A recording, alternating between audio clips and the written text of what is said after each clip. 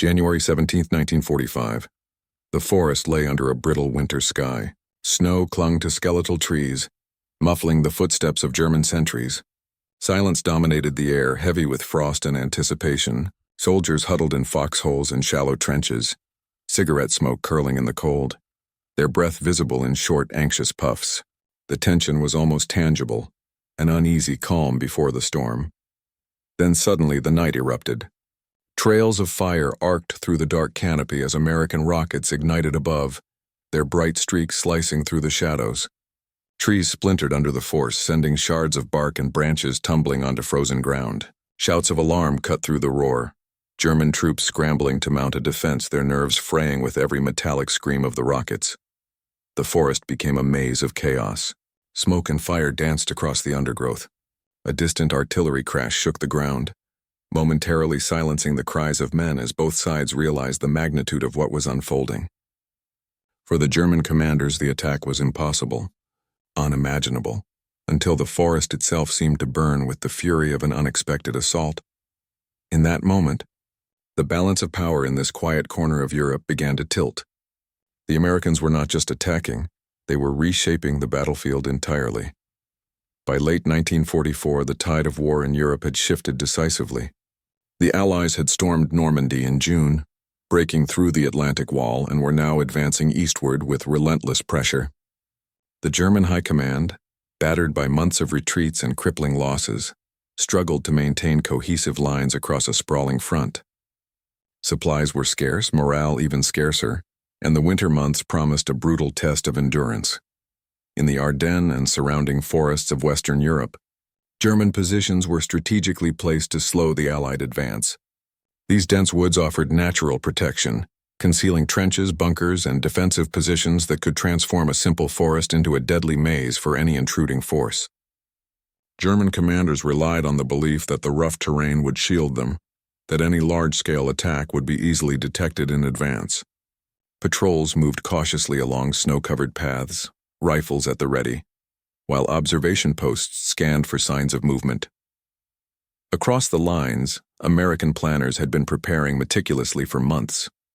Intelligence reports, often pieced together from intercepted communications and aerial reconnaissance, indicated weak points in the German defensive setup. Engineers and artillery units studied the forest terrain, identifying choke points and natural corridors. The plan was audacious: a sudden, concentrated assault using rockets and artillery to disorient German forces before ground troops moved in to exploit the chaos. The Americans understood one key truth: in a forest, this dense surprise would be their greatest weapon. By mid-January, both sides were aware of the stakes. The Germans had bolstered their positions with extra machine gun nests, camouflaged bunkers, and strategically placed barbed wire, believing these precautions sufficient to repel any frontal attack. They were unaware, however, that the Americans had developed a method to use rockets not just as artillery, but as psychological warfare, incendiary and explosive rounds designed to instill panic in tightly packed defensive formations. For German soldiers trained to expect artillery barrages but not a sudden sky-lit inferno of rockets, the coming assault would feel unreal. Leadership on both sides reflected contrasting mindsets. German commanders operated under strict orders to hold the forest at all costs, often ignoring the tactical situation in favor of ideological imperatives. Troops were drilled to fight defensively, to maintain positions even under fire, with strict reporting structures limiting autonomous action. On the American side, flexibility was emphasized.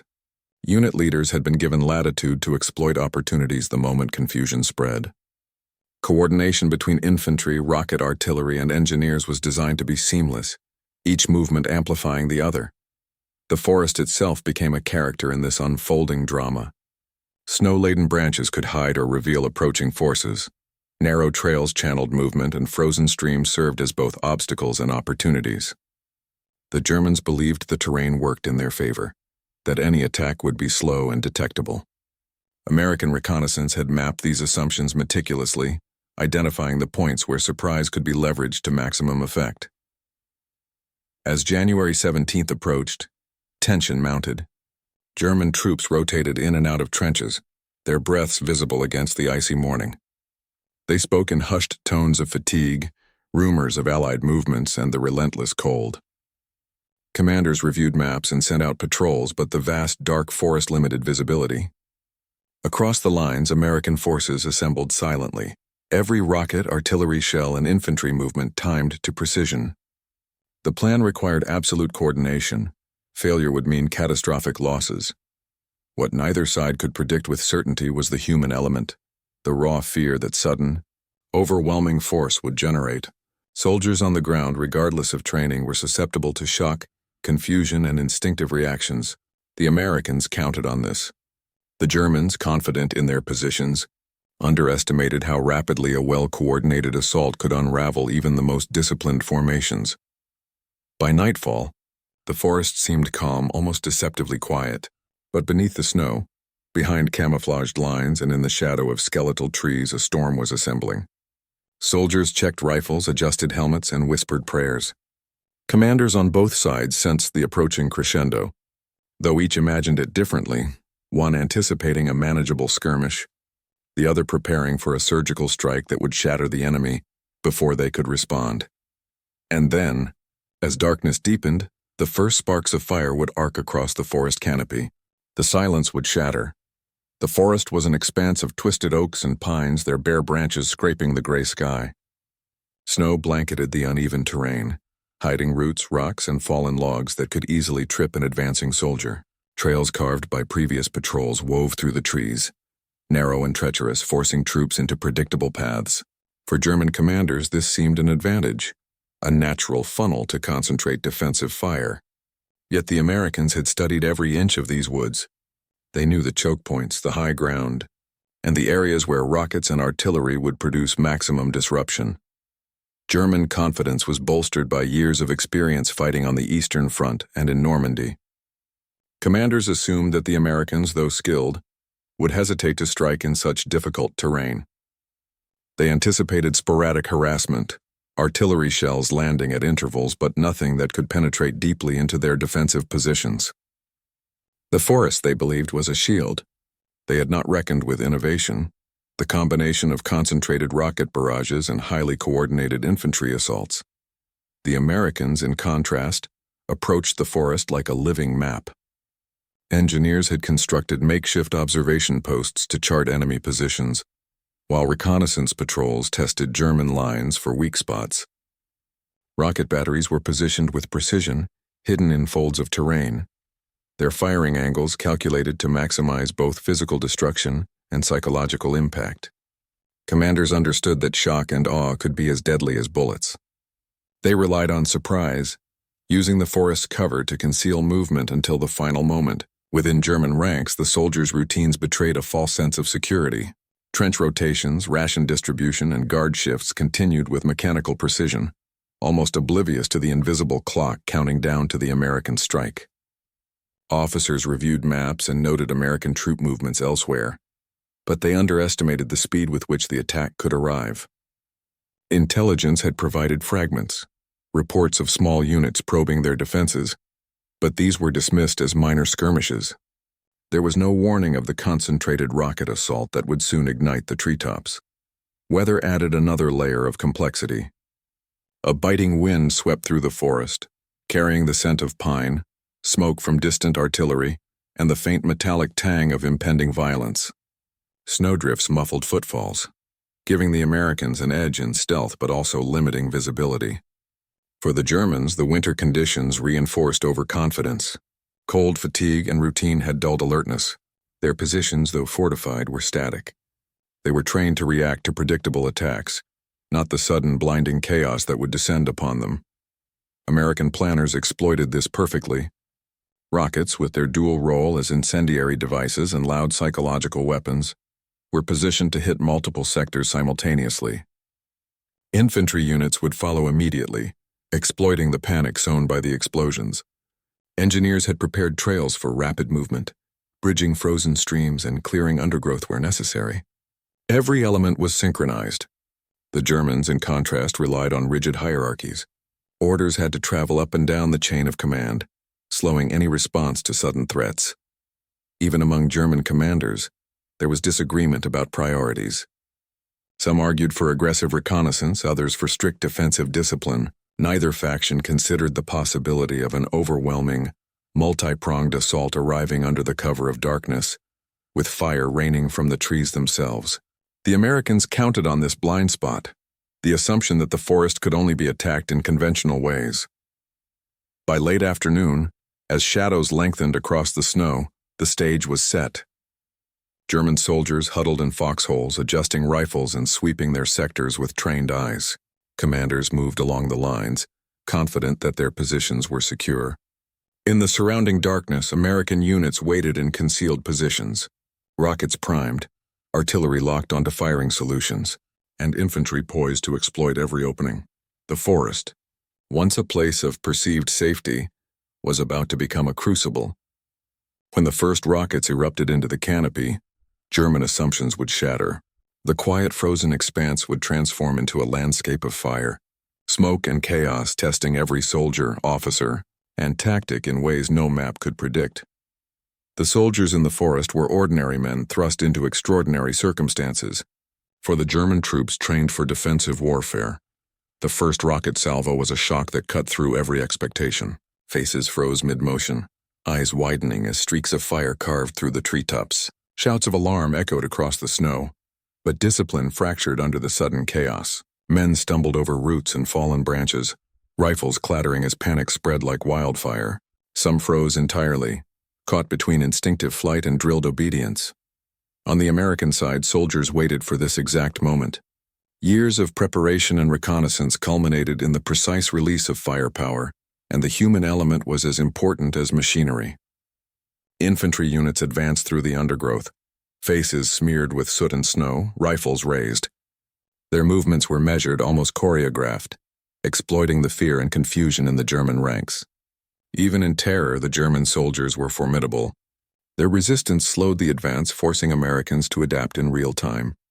The human dimension, the interplay of courage, fear, and instinct, defined every second of the engagement. The forest's dense undergrowth and uneven terrain dictated every tactical decision. German commanders relied on fixed defensive positions, machine gun nests, and trench networks. They expected a frontal attack or a slow probing maneuver, both of which could be countered with concentrated fire.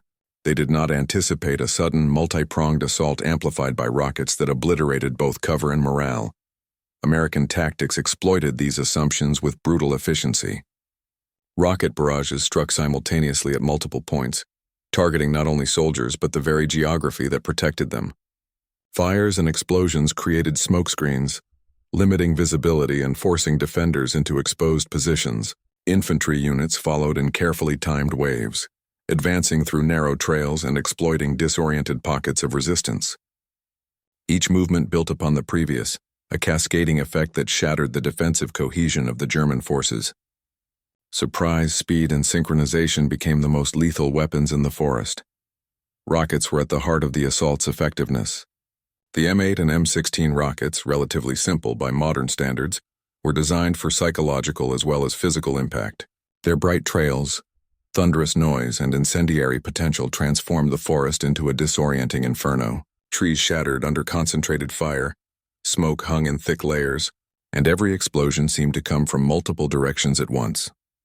Artillery and small arms complemented the rockets, but it was the technology's unpredictability that mattered most. German soldiers, unprepared for such weaponized chaos, found themselves reacting to the forest itself rather than the attackers. The visual and auditory onslaught disrupted command structures, slowed responses, and magnified fear. Even the most experienced officers struggled to recalibrate in the face of a weapon that defied conventional expectations. Command decisions became critical as the forest erupted into chaos. German officers, accustomed to disciplined defensive structures, found themselves paralyzed by the speed and intensity of the attack. Orders that would normally be transmitted through established chains of command now lagged behind events, arriving too late or being misinterpreted amid smoke and fire. Some commanders attempted counterattacks, sending small squads to reinforce breached positions, only to encounter preemptive rocket barrages that decimated their units before they could act. On the American side, leadership was decentralized and adaptive. Small unit leaders were empowered to exploit gaps immediately, making rapid tactical decisions on the ground.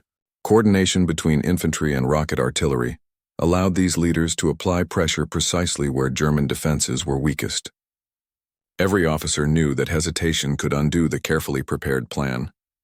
The result was a relentless advance that combined meticulous planning with real-time improvisation, a striking contrast to the rigid German command structure. The German soldiers' perception of the battlefield transformed instantly. What had once been a forest providing natural protection now appeared as a hostile entity, alive with fire, smoke, and unpredictable explosions. Rockets pierced trees, uprooted the familiar terrain, and produced a noise that drowned out orders and shouted commands. Morale plummeted as units fractured under the psychological weight of an attack that seemed everywhere at once. Fear was compounded by confusion. Soldiers could not distinguish between isolated incidents and coordinated maneuvers. The forest amplified every sound: cracking branches, falling debris, distant artillery, all creating the impression of an omnipresent threat. This psychological assault, carefully engineered by American planners, forced German troops into reactive rather than proactive behavior. Retreat, hesitation, or miscommunication could and often did prove fatal. War in the forest also exposed the moral and human costs of innovation in combat. Rockets and incendiary devices were not only tools of destruction, they were instruments of terror. The Americans, while achieving a tactical advantage, confronted the reality that the methods designed to minimize their casualties inflicted extreme fear and suffering on the enemy. From a distance, the assault might appear as a flawless military operation. Up close, however, it underscored the ethical tension inherent in mechanized, technologically advanced warfare.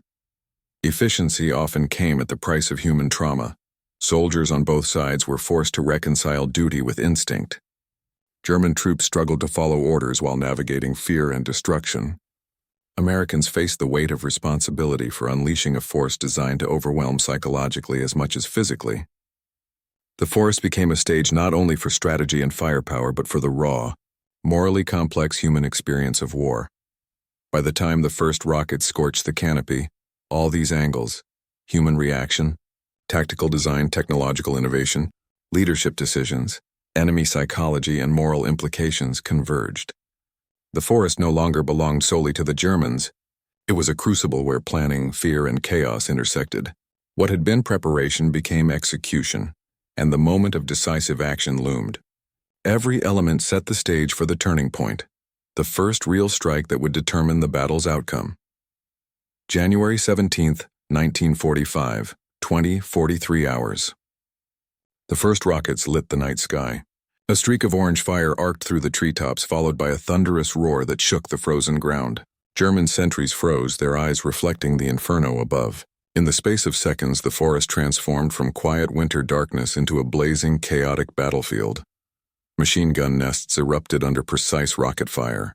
Trees splintered, sending shards of wood and snow raining down on foxholes below. German soldiers shouted, ducking into trenches or scrambling over the uneven terrain, rifles clattering against the frozen earth. Commanders attempted to issue orders, but the sound of explosions, combined with the disorienting strobe of rocket fire, rendered traditional commands nearly meaningless. American infantry moved simultaneously. Silent at first, they advanced through concealed trails, exploiting smoke and debris as cover. Small units flanked exposed German positions, cutting off retreat and isolating pockets of resistance. Engineers demolished barricades and cleared obstacles, ensuring that momentum would not be lost. Each step forward was met with scattered resistance, but the Americans had anticipated it. Every German machine gun, every sniper nest, had been accounted for in the preparatory reconnaissance. The human element reached a breaking point. German soldiers, already exhausted from months of retreat and hardship, faced fear amplified by unfamiliar weapons. Rockets screamed overhead, debris tore through defensive positions, and every shadow seemed alive with threat. Some men froze in terror, others fired blindly, expending ammunition on illusions of advancing troops. Officers attempted to coordinate counterattacks, but delays in communication meant that by the time reinforcements arrived, American units had already exploited gaps, moving swiftly through the chaos.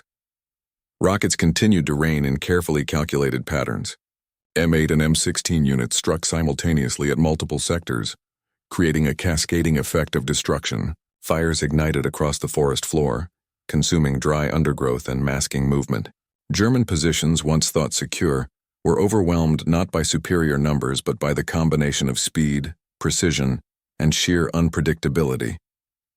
The forest itself seemed to conspire with the attackers, funneling defenders into kill zones where rocket fire, infantry, and artillery intersected. Leadership decisions became critical in real time. German commanders ordered counterattacks, but coordination failed under the combined pressure of fire and confusion. Units collided with each other in the snow, disrupting formations and leaving gaps that Americans exploited immediately. On the American side, small unit leaders adjusted to shifting conditions, redirecting forces toward weak points, ensuring that no opportunity for breakthrough was wasted. The rigid German hierarchy, once an asset, had become a liability in this fluid, violent environment. By 21:15 hours, the forest was largely in American control. Rocket fire had cleared key positions and infantry units had seized elevated ground and critical paths. German resistance had not vanished entirely, but it was fractured and isolated. Soldiers huddled in pockets, attempting to regroup, while officers tried to re-establish communication with headquarters. The psychological toll was visible: exhaustion, shock, and the dawning realization that their defensive assumptions had failed. Amid the chaos, small acts of human courage and improvisation emerged. German squads that had been cut off improvised barricades, attempting to hold positions against overwhelming odds. American soldiers, pushing forward through fire and smoke, displayed tactical ingenuity, leveraging terrain, coordinating suppressive fire, and moving with lethal precision. The forest, though deadly, became a proving ground for leadership, adaptability, and the brutal reality of modern mechanized warfare. By 21:40 hours, the first wave of the assault had achieved its primary objectives. Rocket batteries paused to reload, infantry secured flanks, and engineers cleared pathways for reinforcements. German forces, though not annihilated, were forced into retreat or surrender. The shock of the assault, the sudden blinding fire, the psychological weight, the collapse of communication, had tilted the balance irreversibly. What had begun as a calculated strike became a decisive rupture in the forest's defensive fabric. The forest, once a symbol of German confidence and defensive strength, now bore the marks of devastation. Smoldering fires, shattered trees, and disoriented troops testified to the overwhelming force unleashed in a concentrated, meticulously executed operation. The battle had entered its turning point, the moment when preparation, technology, and human determination converged to rewrite the tactical reality of this sector of the front. By 22:01 hours, the forest had become a fragmented battlefield. German defensive lines, once coherent and fortified, now existed only in scattered pockets. Smoke and fire obscured visibility, making every movement unpredictable. Rockets continued to streak overhead, each one a reminder of the sudden and overwhelming power of the assault. The Americans pressed forward, exploiting every weakness exposed by the chaos. A critical breakthrough occurred near a narrow ridge that had been a German stronghold for months. The ridge controlled access to several forest trails and had been heavily defended with machine gun nests and barricades. American engineers cleared paths under fire, while infantry units executed coordinated flanking maneuvers. German soldiers, trapped and disoriented, were either captured or forced into hasty retreats. The ridge, previously seen as impregnable, fell within 20 minutes, a decisive moment that would define the engagement. Rocket fire had not only shattered defenses, but also fractured morale.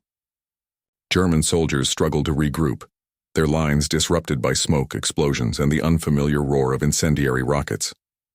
Officers attempted to rally units, but fragmented communications and the relentless pace of the American advance rendered many efforts futile. The psychological impact was as significant as the physical destruction. Fear and confusion spread faster than any order could be issued. American commanders, aware of the importance of momentum, did not pause. Fresh rocket batteries were brought forward, targeting remaining strongpoints and creating overlapping zones of fire.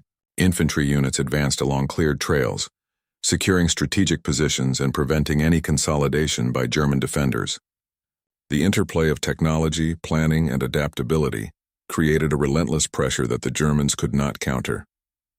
By 22:45 hours, German resistance had largely collapsed. Small pockets of troops attempted isolated counterattacks, but these were swiftly neutralized. The forest, which had been considered a natural fortress, now bore the unmistakable signs of American dominance. Shattered trees, smoldering foxholes, and troops surrendering in stunned compliance. The decisive moment had arrived. The combination of surprise, firepower, and psychological shock had rewritten the tactical reality of the sector. Casualties were mounting, though exact numbers would take time to confirm. German reports later indicated significant losses in personnel and equipment. Ammunition dumps destroyed by rocket fire compounded the chaos, leaving remaining units ill-equipped to mount effective resistance. For the Americans, casualties were comparatively low, a testament to careful planning, superior coordination, and the effective use of both terrain and technology. As the forest quieted in patches, the aftermath of the turning point became evident.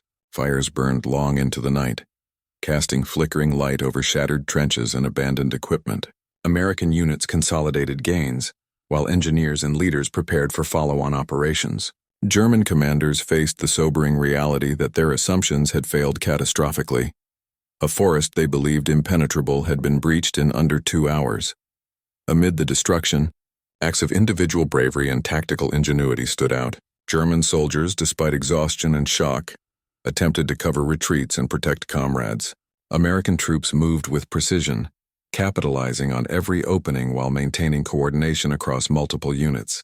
The forest, though ravaged, remained a proving ground for human skill under extreme conditions, highlighting the interplay between planning, improvisation, and the unpredictable nature of combat. By midnight, the first phase of the engagement had ended. The Americans held key positions. German forces were fragmented, and the forest was effectively under Allied control. The decisive turning point, the moment when preparation, surprise, and technology converged, had been realized. Every variable, from terrain to morale to firepower, had combined to produce a swift and overwhelming result.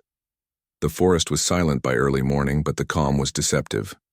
Smoldering fires still curled smoke into the gray winter sky. Shattered trees, uprooted under the weight of rocket fire, created a jagged landscape, while abandoned rifles, broken helmets, and scattered equipment testified to the suddenness and intensity of the assault.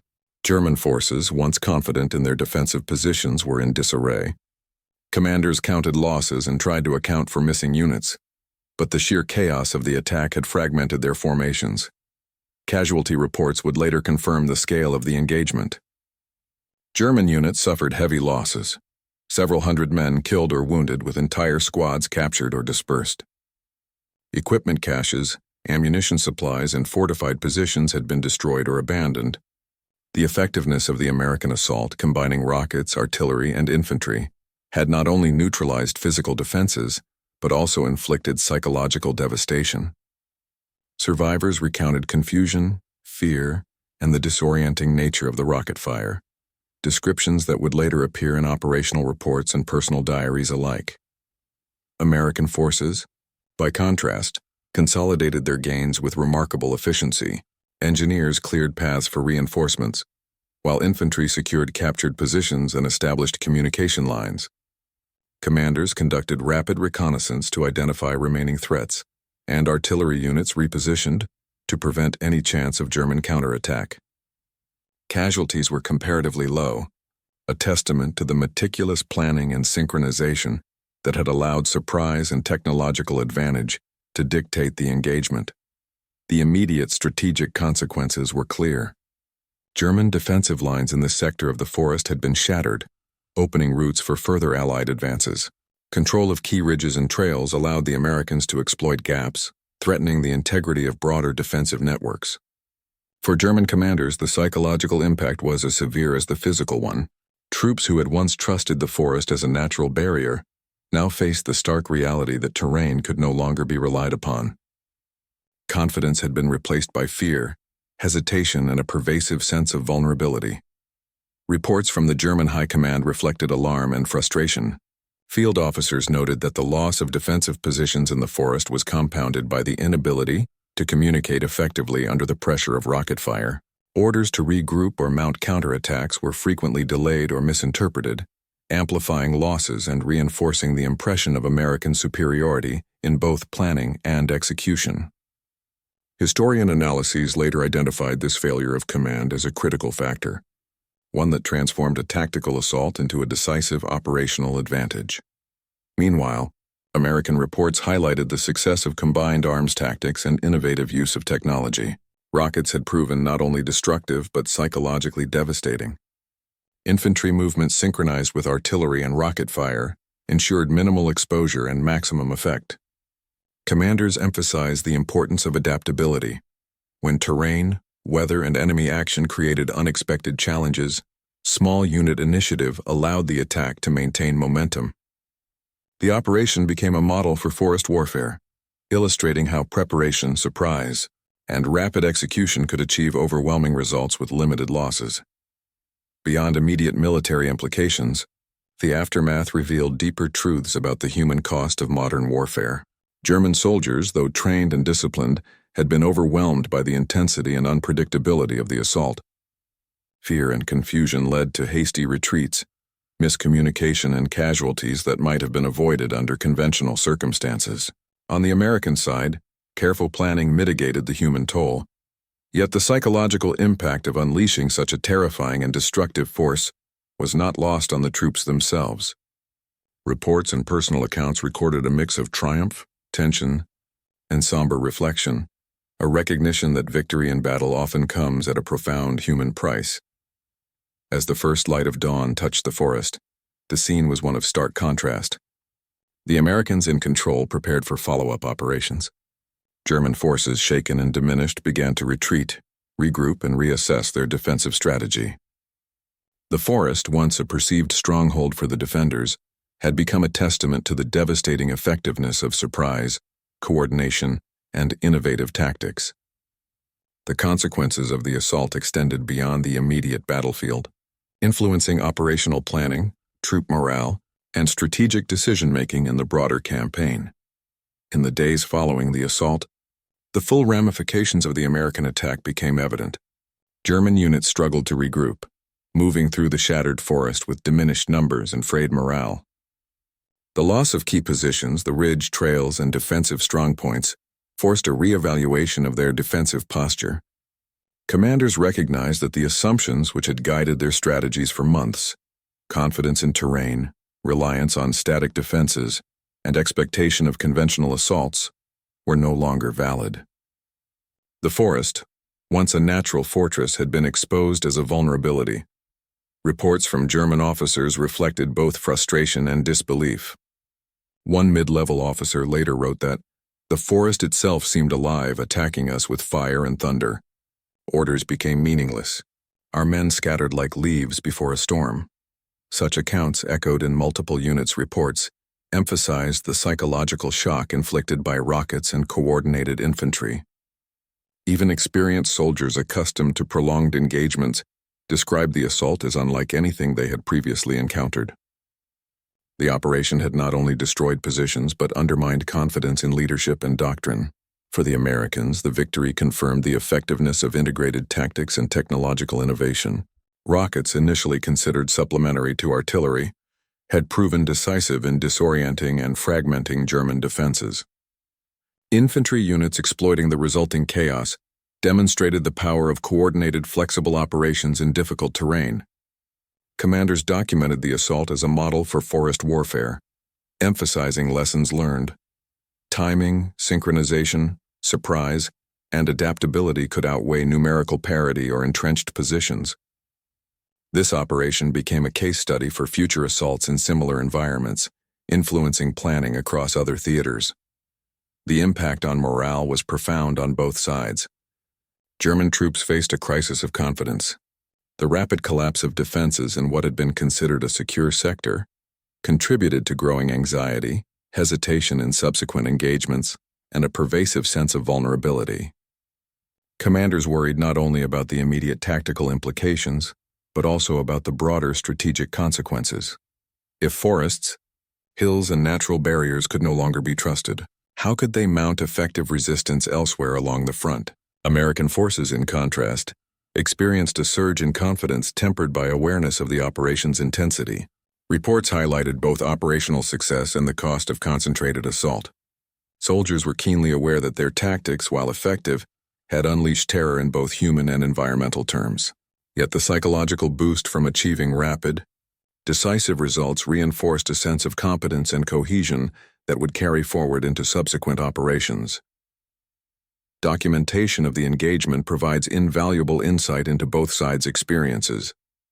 German military reports cataloged casualties, equipment losses, and unit disintegration, while personal diaries and letters conveyed fear, confusion, and disbelief. American operational reports detailed the coordination of rocket fire, infantry maneuvers, and engineering support, highlighting planning precision, adaptability, and the exploitation of terrain. Together, these sources create a comprehensive picture of the assault's impact: material, tactical, psychological, and historical. Beyond the immediate battlefield, the engagement influenced subsequent strategy. German commanders became increasingly cautious, reallocating reserves, reinforcing positions previously considered secure, and instituting stricter reconnaissance measures. These changes, however, often came too late to counter the effectiveness of American combined arms tactics. Meanwhile, Allied forces leveraged the lessons learned to refine operations across similar forested regions, emphasizing flexibility, coordination, and the integrated use of technology to create tactical and psychological advantages. By the end of the week, the forest bore silent witness to the transformation wrought by the attack. Burnt foliage, craters, abandoned equipment, and disrupted defensive lines testified to a brief but decisive engagement. The Americans had demonstrated the destructive potential of surprise, innovation, and coordination, while the Germans confronted the vulnerabilities inherent in rigid command, overconfidence in terrain, and underestimation of enemy capability. The consequences of this assault extended far beyond immediate casualties. It reshaped thinking, morale, and the tactical landscape for months to come. As the forest gradually quieted, the echoes of rockets and shouted commands lingered in memory and record. The engagement stood as a testament to the interplay of human courage, technological innovation, leadership, and the unforgiving reality of modern warfare. It was a moment where preparation met opportunity, and the resulting devastation would leave a mark on both the land and the soldiers who fought within it, foreshadowing further struggles yet to come. The forest, once a place of perceived security, had become a crucible of fire, smoke, and human endurance. In the span of a single night, assumptions about terrain, preparedness, and discipline had been shattered. German commanders had underestimated the reach of technology and the ingenuity of human planning. American forces had demonstrated how surprise, coordination, and adaptability could transform even the most forbidding landscape into a path of decisive action. Yet the significance of the engagement extended beyond tactics and territory. It revealed the human dimension of war, courage and fear coexisting in every soldier, split-second decisions determining survival, and the profound psychological impact of modern weaponry. Rockets, artillery, and coordinated infantry movements were not just tools. They were instruments that reshaped perception, instilling terror and disorientation alongside physical destruction. The forest itself became a participant in the battle, its trees and shadows amplifying both danger and drama. Historically, the assault underscored a shift in warfare. Static defenses, once thought reliable, were vulnerable to innovation and adaptability. The engagement foreshadowed broader changes in military doctrine, the integration of technology, the decentralization of command, and the emphasis on psychological as well as physical dominance. For the soldiers who survived, the forest would remain etched in memory, not only for the destruction witnessed but for the lessons learned about resilience, unpredictability, and the relentless demands of combat. In the quiet that followed, the flames cooled and the snow reclaimed the forest floor. But the echoes of that night endured. The assault had been swift, brutal, and decisive, leaving behind both tangible devastation and enduring insight into the nature of modern warfare. It was a moment when preparation met opportunity, When human ingenuity collided with the unforgiving reality of conflict, and when the unexpected, the sudden lighting of the forest altered the course of battle and left a lasting mark on history. In the end, the forest told a story beyond victories and losses. It spoke of the limits of expectation, the power of surprise, and the intersection of technology, leadership, and human will. A stark reminder of how war shapes both land and the men who fight upon it. Subscribe for more true stories that remind us of what it means to be human, even in the darkest of times.